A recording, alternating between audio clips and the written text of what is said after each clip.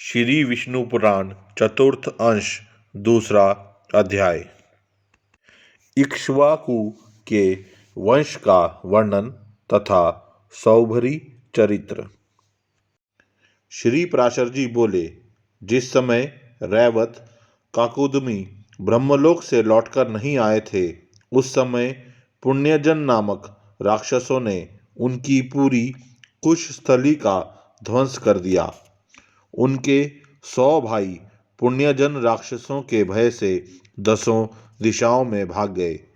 उन्हीं के वंश में उत्पन्न हुए क्षत्रियगण समस्त दिशाओं में फैले।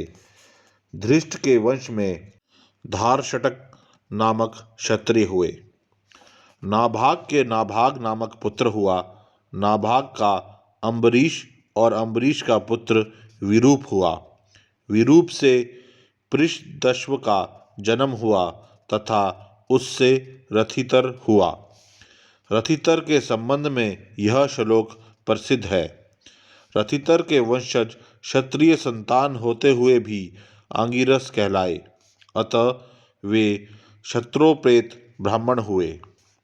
छींकने के समय मनु की धारणोनिंद्रियों से इक्ष्वाकु नामक पुत्र का जन्म हुआ। उनके 100 पुत्रों में से विक्षुकी, निमि और दंड नामक 3 पुत्र प्रधान हुए तथा उनके शकुनी आदि 50 पुत्र उत्तरापथ के और शेष 48 दक्षिणापथ के शासक हुए। इक्ष्वाकु ने अष्ट का श्राद्ध का आरंभ कर अपने पुत्र विकुशी को आज्ञा दी कि श्राद्ध के योग्य मांस लाओ। उसने बहुत अच्छा कह उनकी आज्ञा को शिरोधार्य किया और धनुष बाण लेकर वन में आ अनेकों मृगों का वध किया, किंतु अति थका मांदा और अत्यंत भूखा होने के कारण विक्षुषी ने उनमें से एक शशक खरगोश खा लिया और बचा हुआ मांस लाकर अपने पिता को निवेदन किया। उस मांस का प्रोक्षण करने के लिए प्रार्थना किए जाने पर इक्ष्वाकु के कुल पुरोहित वशिष्ठ जी ने कहा, इस अपवित्र मांस की क्या आवश्यकता है? तुम्हारे दुरात्मा पुत्र ने इसे भ्रष्ट कर दिया है, क्योंकि उसने इसमें से एक शशक खा लिया है। गुरु के ऐसा कहने पर तभी से विक्षुषी का नाम शशाद पड़ा और पिता ने उसको त्याग दिया। पिता के मरने के अनंतर उसने इस पृथ्वी का धर्मानुसार शासन किया। उस शासदा के पुरंजय नामक पुत्र हुआ। पुरंजय का भी यह एक दूसरा नाम पड़ा। पूर्व काल में त्रेता युग में एक बार अति भीषण देवासुर संग्राम हुआ। उसमें महाबलवान दैत्यगण से पराजित हुए देवताओं ने भगवान विष्णु की आराधना की। तब आदि अंत शून्य अशेक जगत प्रतिपालक श्री नारायण ने देवताओं से प्रसन्न होकर कहा, आप लोगों का जो कुछ अभिष्ट है वह मैंने जान लिया है। उसके विषय में यह बात सुनिए। राजर्षि शासद का जो पुरंजय नामक पुत्र है, उस क्षत्रिय श्रेष्ठ के शरीर में मैं अंशमात्र से स्वयं अवतीर्ण होकर उन संपूर्ण दैत्यों का नाश करूंगा। अतः तुम लोग पुरंजय को दैत्यों के वध के लिए तैयार करो। यह सुनकर देवताओं ने विष्णु भगवान को प्रणाम किया और पुरंजय के पास आकर उससे कहा, हे क्षत्रिय श्रेष्ठ, हम लोग चाहते हैं कि अपने शत्रुओं के वध में प्रवृत्त हम लोगों की आप सहायता करें। हम अभ्यागत जनों का आप मानभंग ना करें।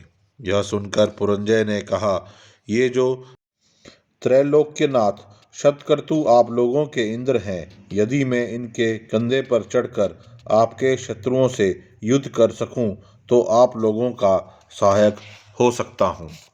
यह सुनकर समस्त देवगण और इंद्र ने बहुत अच्छा ऐसा कहकर उनका कथन स्वीकार कर दिया। फिर वृषभ रूपधारी इंद्र की पीठ पर चढ़कर चराचर गुरु भगवान अच्युत के तेज से परिपूर्ण होकर राजा पुरंजय ने रोषपूर्वक सभी दैत्यों को मार डाला। उस राजा ने बैल के ककुद कंधे पर बैठकर दैत्य सेना का वध किया था, अतः उसका नाम ककुत्स्थ पड़ा।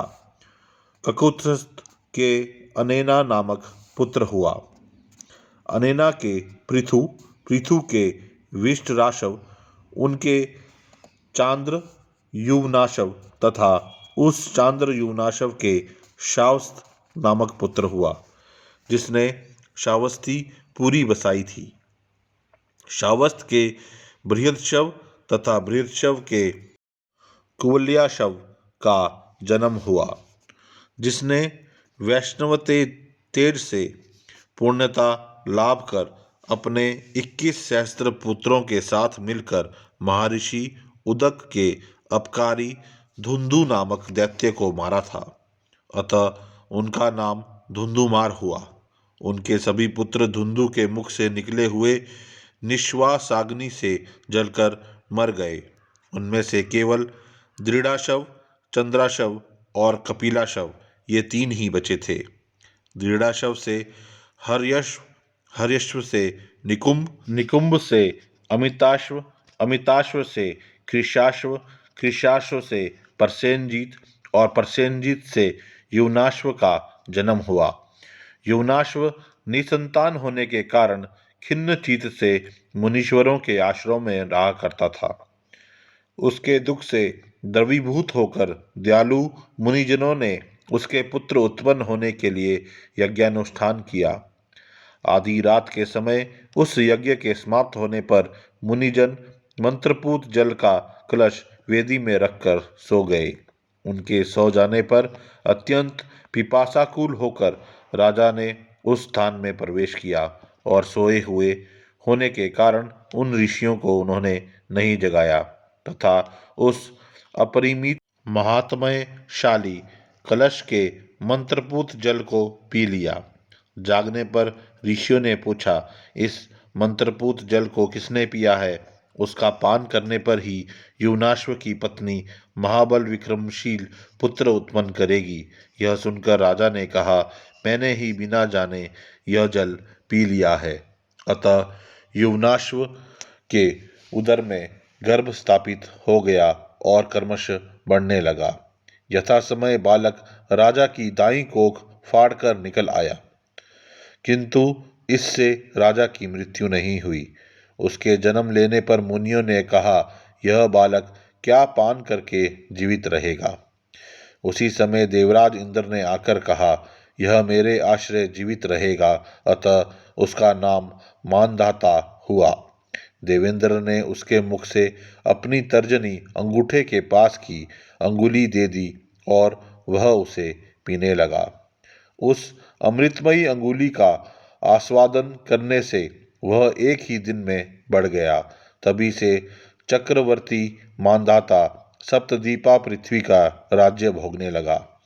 इसके विषय में यह श्लोक कहा जाता है, जहाँ से सूर्य उदय होता है और जहाँ अस्त होता है, वह सभी क्षेत्र युवनाश्व के पुत्र मानधाता का है। मानधाता ने शतबिंदु की पुत्री बिंदुमती से विवाह किया और उससे पुरुकुत्स, अम्बरीश और मुचुकुंद नामक 3 पुत्र उत्पन्न किए तथा उसी बिंदुमती से उनके 50 कन्याएं हुई। उसी समय ब्रह्मवृक्ष सौभरी नामक महर्षि ने 12 वर्ष तक जल में निवास किया। उस जल में सम्मद नामक एक बहुत सी संतानों वाला और अति दीर्घकाय मत्स्य राज था। उसके पुत्र, पौत्र और दोहित्र आदि उसके आगे पीछे तथा इधर उधर पक्ष, पुच्छ और सिर के ऊपर घूमते हुए अति आनंदित होकर रात दिन उसी के साथ क्रीड़ा करते रहते थे तथा वह भी अपनी संतान के सुकोमल स्पर्श से अत्यंत हर्षयुक्त होकर उन मुनीश्वर के देखते देखते अपने पुत्र, पौत्र और दोहित्र आदि के साथ अहर्निश क्रीड़ा करता रहता था। इस प्रकार जल में स्थित सौभरी ऋषि ने एकाग्रता रूप समाधि को छोड़कर रात दिन उस मत्स्य राज की अपने पुत्र, पौत्र और दोहित्र आदि के साथ अति रमणीय क्रीड़ाओं को देखकर विचार किया, अहो यह धन्य है, जो ऐसी अनिष्ट योनि में उत्पन्न होकर भी अपने इन पुत्र पौत्र और दोहित्र आदि के साथ निरंतर रमण करता हुआ हमारे हृदय में ढाह उत्पन्न करता है। हम भी इसी प्रकार अपने पुत्रादि के साथ अति ललित क्रीड़ाएं करेंगे। ऐसी अभिलाषा करते हुए वे उस जल में भीतर से निकल आए और संतानार्थ गृहस्थ श्रम में प्रवेश करने की कामना से कन्या ग्रहण करने के लिए राजा मानधाता के पास आए। मुनिवर का आगमन सुन राजा ने उठकर अधर्य दान आदि से उनका भली प्रकार पूजन किया। तदनंतर सौभरी मुनि ने आसन ग्रहण करके राजा से कहा। सौभरी जी बोले, हे राजन, मैं कन्या परिग्रह का अभिलाषी हूँ, अतः तुम मुझे एक कन्या दो, मेरा प्रणय भंग मत करो। ककुत्स्थ वंश में कार्यवश आया हुआ कोई भी प्रार्थी पुरुष कभी खाली हाथ नहीं लौटा। हे मंदाता, पृथ्वी तल में और भी अनेक राजा लोग हैं और उनके भी कन्याएं उत्पन्न हुई हैं, किंतु याचकों को मांगी हुई वस्तु दान देने के नियम में दृढ़ प्रतिज्ञ तो यह तुम्हारा प्रशंसनीय कुल ही है। हे राजन, तुम्हारे 50 कन्याएं हैं, उनमें से तुम मुझे केवल एक ही दे दो। हे नृपश्रेष्ठ, मैं इस समय प्रार्थना भंग की आकांक्षा से उत्पन्न अतिशय दुख से भयभीत हो रहा हूँ। श्री पराशर जी बोले, ऋषि के ऐसे वचन सुनकर राजा उनके जराजीर्ण देह को देखकर शाप के भय से अस्वीकार करने में कातर हो उनसे डरते हुए कुछ नीचे को मुख करते मन ही मन चिंता करने लगे। सौरभी जी बोले, हे नरेंद्र, तुम चिंतित क्यों होते हो?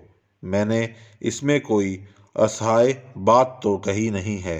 जो कन्या एक दिन तुम्हें अवश्य देनी ही है, उसे ही यदि हम कृतार्थ हो सकें तो तुम क्या नहीं प्राप्त कर सकते हो? श्री पराशर जी बोले, तब भगवान सौरभी के शाप से भयभीत हो राजा मानधाता ने नम्रतापूर्वक उनसे कहा।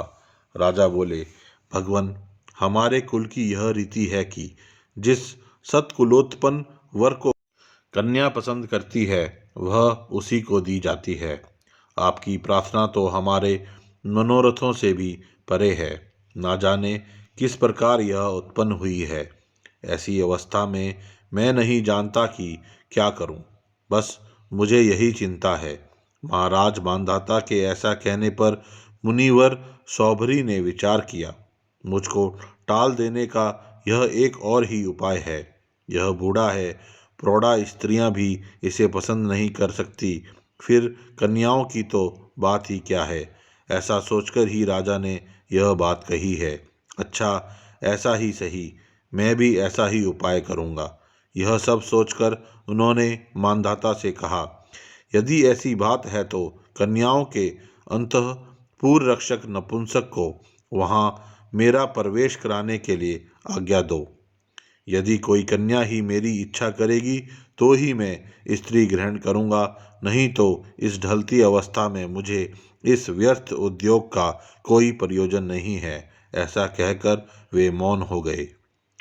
तब मुनि के शाप की आशंका से मानधाता ने कन्याओं के अंतःपुर रक्षक को आज्ञा दे दी। उसके साथ अंतपुर में प्रवेश करते हुए भगवान सौभरी ने अपने रूप सकल सिद्ध और गंधर्वगण से भी अतिशय मनोहर बना लिया।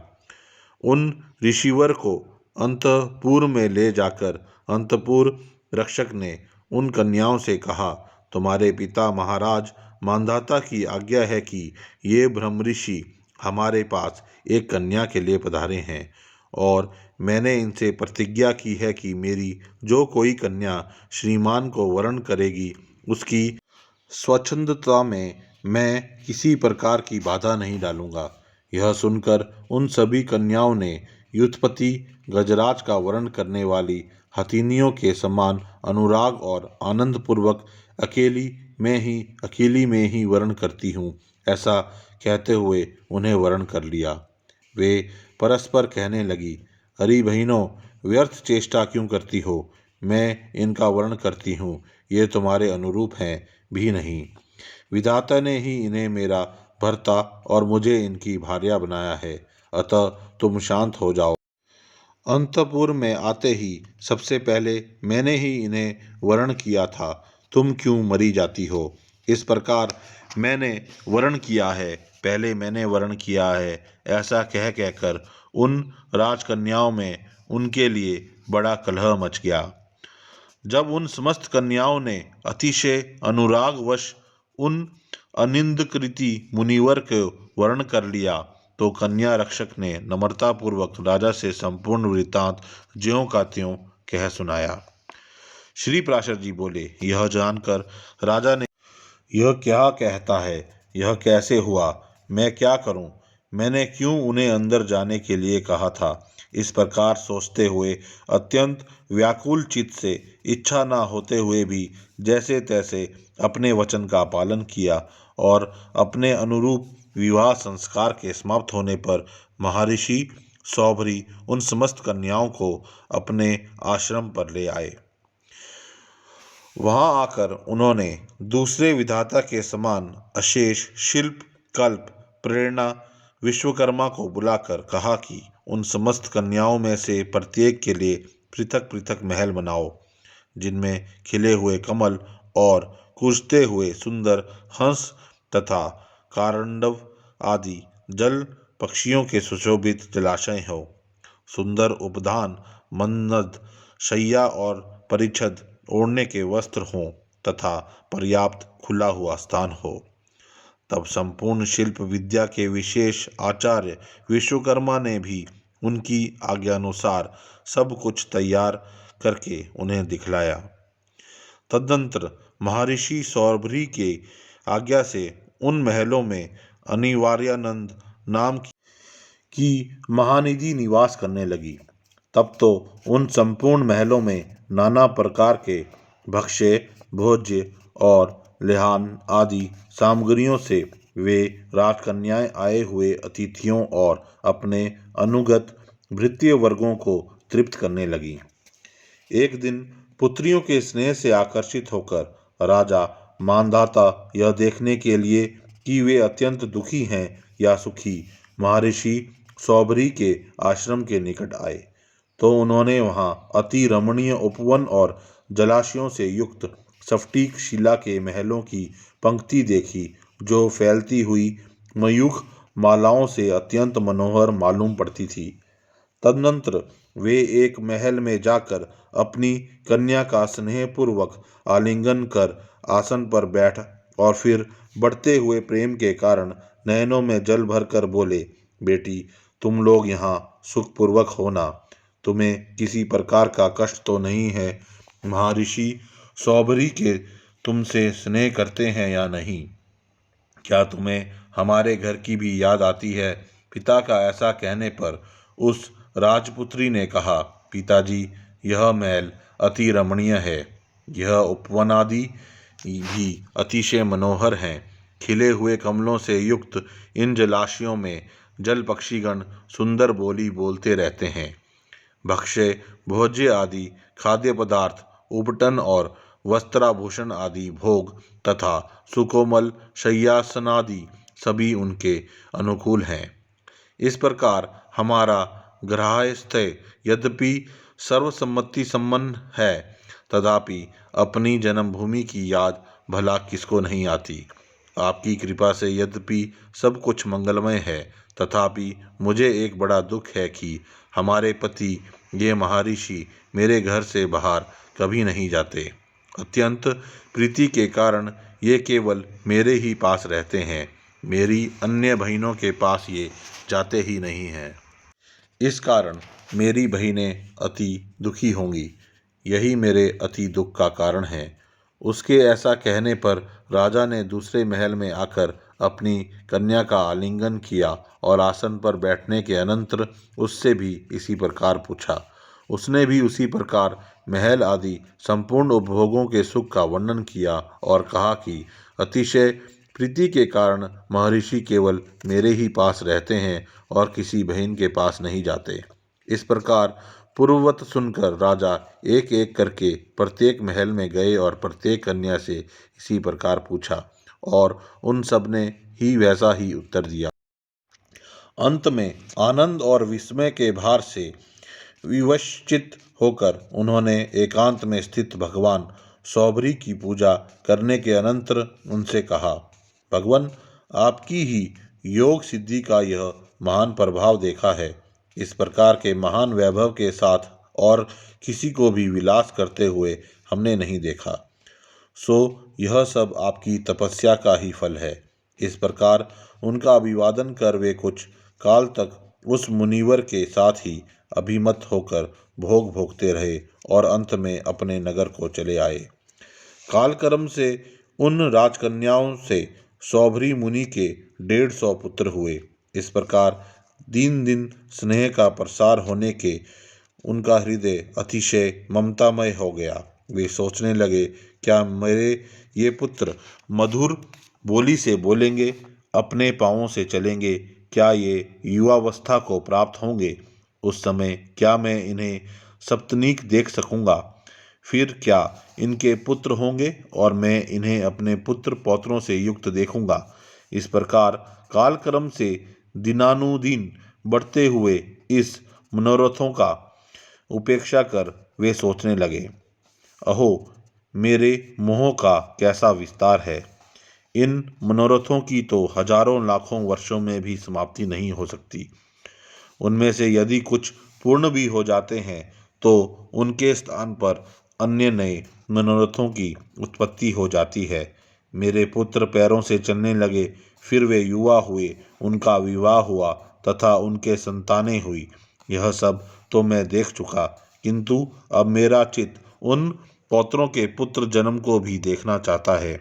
यदि उनका जन्म भी मैंने देख लिया तो फिर मेरे चित्त में दूसरा मनोरथ उठेगा, और यदि वह भी पूरा हो गया तो अन्य मनोरथ की उत्पत्ति को ही कौन रोक सकता है। मैंने अब भली प्रकार समझ लिया है कि मृत्यु पर्यंत मनोरथों का अंत तो होना नहीं है, और उन जिन चित्त में मनोरथों की आसक्ति होती है वह कभी परमार्थ में लग नहीं सकता। अहो, मेरी यह समाधि जलवास के साथ ही मत्स्य के संग से अकस्मात नष्ट हो गई, और उस संग के कारण ही मैंने स्त्री और धन आदि का परिग्रह किया, तथा परिग्रह के कारण ही अब मेरी तृष्णा बढ़ गई है।